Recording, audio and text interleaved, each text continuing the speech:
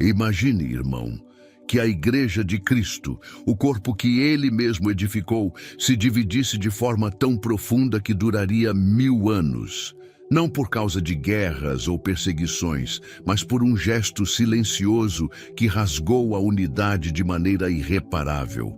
Em 1054, um simples pergaminho colocado sobre o altar de Santa Sofia, em Constantinopla, deu início ao maior cisma da história cristã.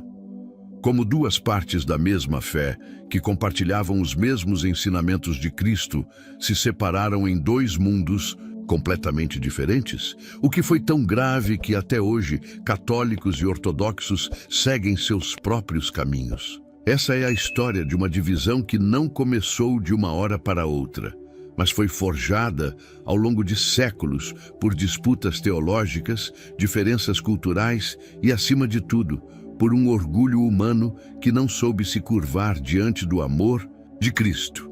A Igreja de Cristo sempre foi um símbolo de unidade, onde todos os membros, apesar das suas diferenças, formavam um só corpo, guiado pela mesma fé em Cristo.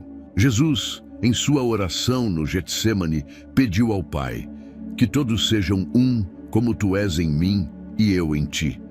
A unidade era sua vontade, e a Igreja nascente no princípio se esforçava para viver isso. Mas, com o passar dos séculos, as feridas começaram a surgir. O que poderia romper essa unidade? O que dentro da própria Igreja teria sido forte o suficiente para separar irmãos que professavam a mesma fé e seguiam o mesmo Senhor? A resposta, embora dolorosa, começa a se desenhar quando entendemos que o que une o corpo de Cristo não é apenas a doutrina, mas a humildade, o amor mútuo e a disposição de ceder em favor da unidade. Quando esses valores começam a ser perdidos, a divisão começa a se formar, e o que era uma só igreja começa a se tornar dois mundos. O corpo de Cristo, que deveria ser uno, começou a ser partido. As tensões entre Oriente e Ocidente não surgiram de repente. Elas foram se acumulando ao longo dos séculos, como rachaduras em uma parede que parecia sólida. A princípio, eram apenas diferenças culturais e linguísticas. O latim dominava no Ocidente, o grego no Oriente. Mas essas línguas não eram apenas sons diferentes. Representavam visões distintas de mundo, de fé e até da própria Igreja. Enquanto Roma via o Papa como a autoridade suprema, os orientais seguiam um modelo mais colegiado, onde nenhum líder se colocava acima dos demais. E à medida que o Império Romano se dividia, a Igreja também começava a sentir os efeitos dessa separação.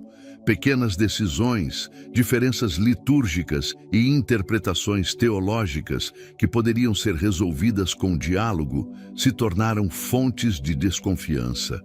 Era como se dois irmãos, criados juntos, começassem a se afastar sem perceber, até que um dia se desentendem a ponto de quase não se reconhecerem mais. Essas tensões seriam o prenúncio de uma ruptura que mudaria o cristianismo para sempre. A divisão entre católicos e ortodoxos não foi apenas uma questão de cultura ou idioma. No fundo, tratava-se de uma batalha invisível sobre autoridade e verdade. Quem tinha o direito de interpretar a fé? Quem era, de fato, o líder da Igreja de Cristo? No Ocidente, crescia a ideia de que o Papa, como sucessor de Pedro, possuía autoridade suprema sobre todos os cristãos. Já no Oriente, isso soava como um erro perigoso. Os patriarcas orientais criam que a Igreja deveria ser conduzida em unidade, com decisões tomadas em concílio, não por um único homem.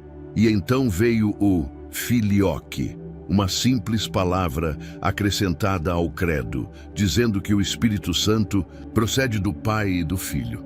Para os ocidentais, era uma afirmação teológica válida.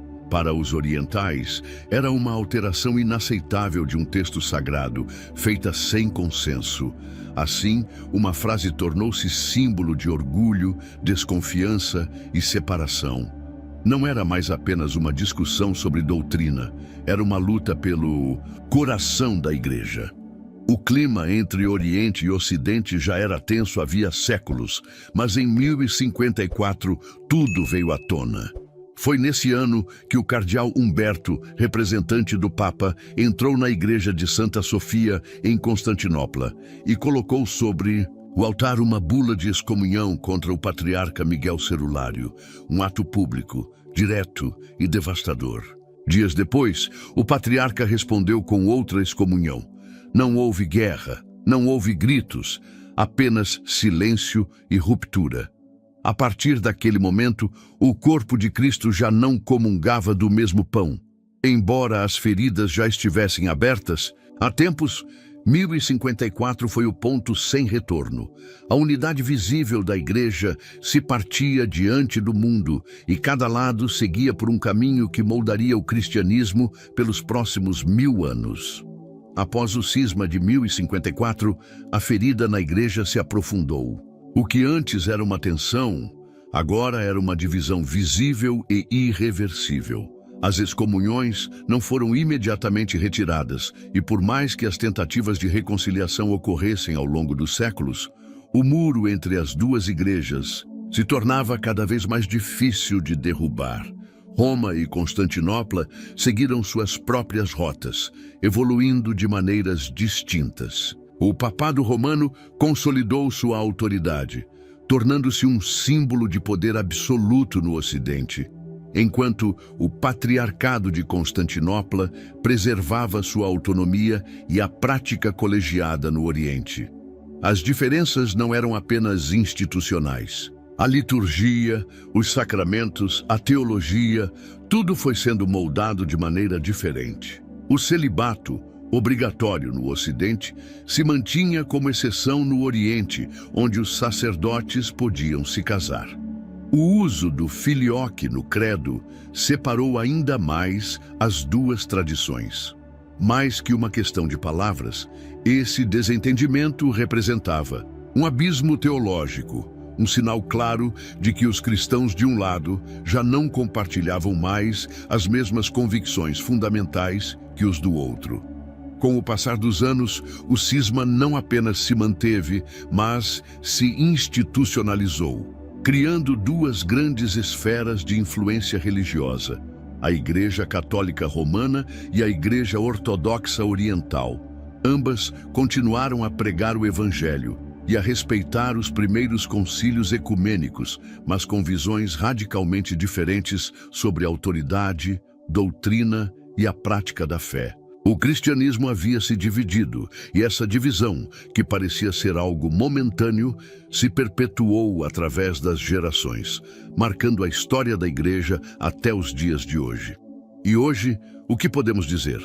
A ferida de 1054 continua visível, mas há sinais de esperança. Ao longo do século XX, o diálogo entre as duas tradições começou a ser retomado. O Papa Paulo VI e o patriarca Atenágoras, em 1965, se encontraram e, pela primeira vez em séculos, as excomunhões foram levantadas. Desde então, há gestos de reconciliação, reuniões, declarações conjuntas e uma crescente compreensão mútua. No entanto, as diferenças permanecem. O Papa ainda é visto como a autoridade universal no Ocidente, enquanto no Oriente a Igreja é mais descentralizada, com autonomia para cada patriarcado.